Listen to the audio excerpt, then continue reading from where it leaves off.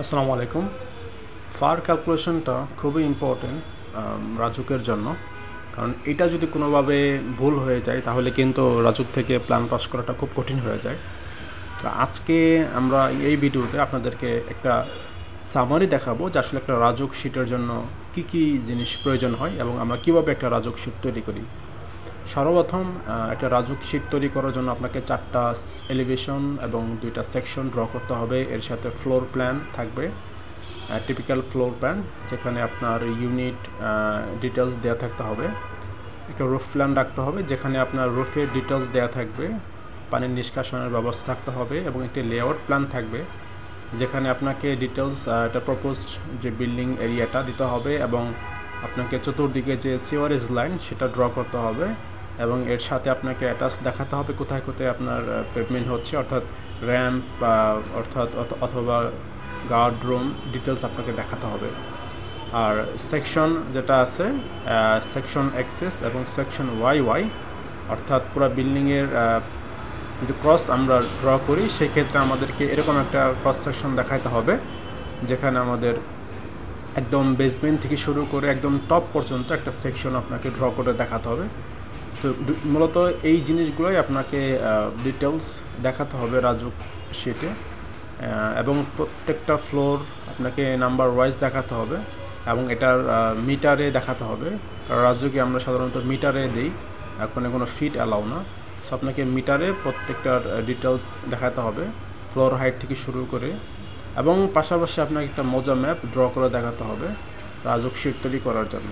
তো যখন এরকমভাবে আপনার প্ল্যানটা তৈরি হয়ে যাবে, এরপর আপনাকে অবশ্যই স্টার্ট করতে হবে যে কীভাবে আপনি রাজুক শিটটা প্রিন্ট করবেন।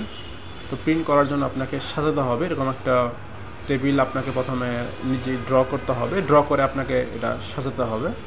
আমরা এখানে কয়েকটা রেক্টেঙ্গেল নিয়ে নিচ্ছি, অর্থাৎ আপনার যে কয়টা দরকার সেই অনুসারেই আপনি এভাবে টেবিল নিতে পারেন। নেওয়ার পর আপনাকে সর্বপ্রথম যেটা করতে হবে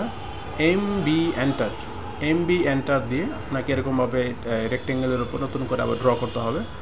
এরপর যদি আপনি মনে করেন যে না আপনার ড্রয়িংগুলো তো পাওয়া যাচ্ছে না, দেন আপনি এন্টার দিলে কিন্তু আপনার ড্রয়িংগুলো চলে আসবে। তো ড্রয়িংটা চলে আসার পর দেন আমাদেরকে যেটা করতে হবে সেটা হচ্ছে এন্টার দিয়ে প্রথমে অবজেক্টটা সিলেক্ট করতে হবে।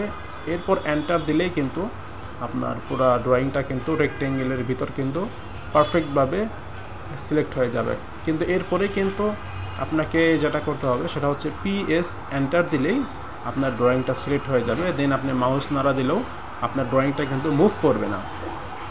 সো এভাবে আমি আবার দেখাচ্ছি যে এমবি এন্টার দিয়ে আমরা প্রথমে একটা রেক্টেঙ্গেল নতুন করে এই রেক্টেঙ্গেলের উপর নতুন করে একটা রেক্টেঙ্গেল ড্র করলাম, সাথে সাথে কিন্তু আমার যে মডেলের যে ড্রয়িংগুলো সেগুলো চলে আসলো। এরপর আমি এন্টার এবং এন্টার দিয়ে নেক্সট এলিভেশনটা আমি অবজেক্টটা সিলেক্ট করে PS এন্টার দিলাম। এন্টার দেওয়ার পর যখন আমি PS এন্টার দেব তখন এটা আমার সিলেক্ট হয়ে যাবে। তো এইভাবে কিন্তু আপনাকে প্রত্যেকটা ড্রয়িং এভাবে সিলেক্ট করে আপনাকে সিমিলার একই কাজ করতে হবে। অর্থাৎ প্রথমে এমবি দিয়ে আপনাকে রেক্টেঙ্গেলের উপর নতুন করে একটা রেক্টেঙ্গেল সিলেক্ট করতে হবে। দেন যখন আপনার ড্রয়িংগুলো চলে আসবে তখন এন্টার দিয়ে অবজেক্টটা সিলেক্ট করতে হবে, এবং আমরা এখানে এন্টার দেব এখন। তো দেখেন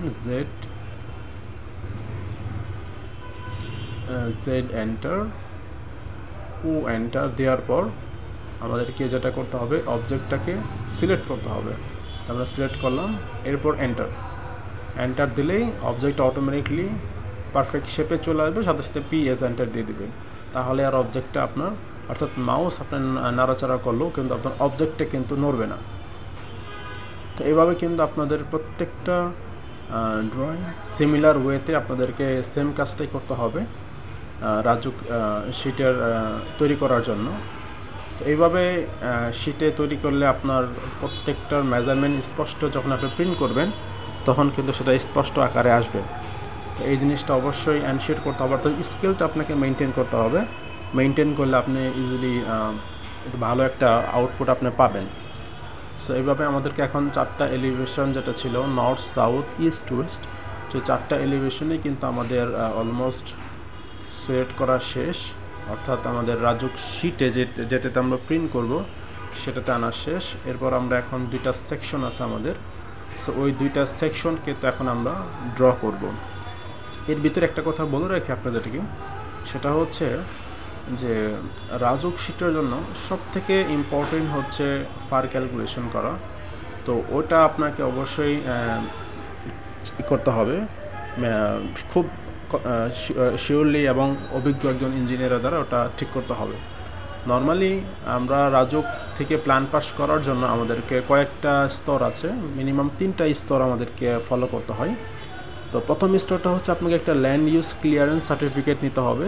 তো মূলত ওই ল্যান্ড ইউজ ক্লিয়ারেন্সের ভিতর আপনার ডিটেলস দেয়া থাকে যে আপনার জমি কতটুকু ছাড়তে হবে এবং আপনি কয়তলা করতে পারবেন। So A to Z details ওখানে দেয়া থাকে। সো ওই ল্যান্ড ইউজ ক্লিয়ারেন্স সার্টিফিকেট থেকে কিন্তু আপনি কিন্তু ফারের যে আমাদের টেবিলটা আছে, টেবিলের 60% ইনফরমেশন আপনি ওখান থেকে পেয়ে যাবেন। এরপর আপনাকে বাকি কাজটা করতে হবে।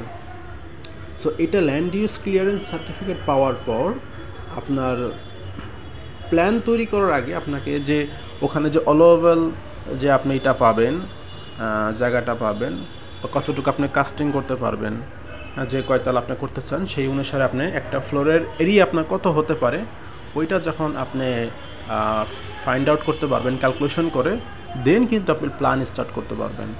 কারণ আপনাকে প্ল্যান আপনার মন মতো আপনি করতে পারবেন না, আপনাকে রাজুক থেকে যতটুকু জায়গা দেওয়া হবে আপনি ঠিক ততটুকুই কিন্তু প্ল্যান করতে পারবেন, এর বেশি করতে পারবেন না। তো ওটা থেকে প্ল্যান পাস করার পর ওটাকে নির্ণয় করে যখন আপনি এরকমভাবে একটা প্ল্যান তৈরি করবেন, দেন কিন্তু আপনি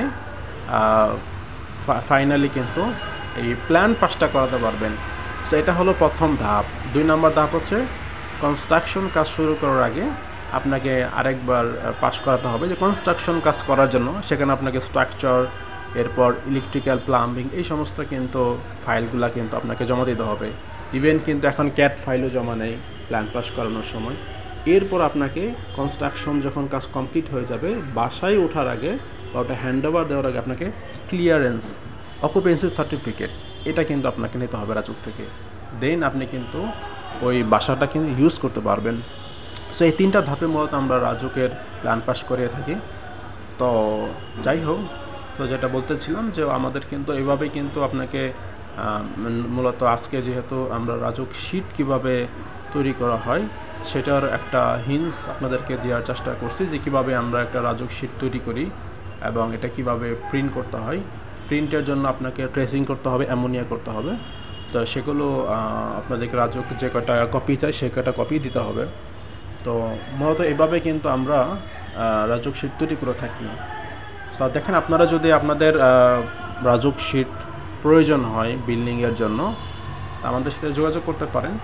আমাদের অভিজ্ঞ ইঞ্জিনিয়ার আছে, ইনশাআল্লাহ আমরা আপনাদেরকে ভালো একটা সার্ভিস দেওয়ার চেষ্টা করব ইনশাআল্লাহ। তো এই হলো আমাদের একটা রাজুক শিট। সো এটা আমরা জমা দিয়ে দেবো ইনশাআল্লাহ। আশা করি আপনারা ভিডিওটি থেকে উপকৃত হয়েছেন। তো যদি ভিডিওটি ভালো লাগে অবশ্যই আমাকে জানাবেন কমেন্টস করে, আর শেয়ার করবেন যাতে করে সবাই এই ভিডিওটি দেখে উপকৃত হতে পারে। তো ধন্যবাদ সবাইকে। আসসালামু আলাইকুম ওয়া রাহমাতুল্লাহি ওয়া বারাকাতুহু।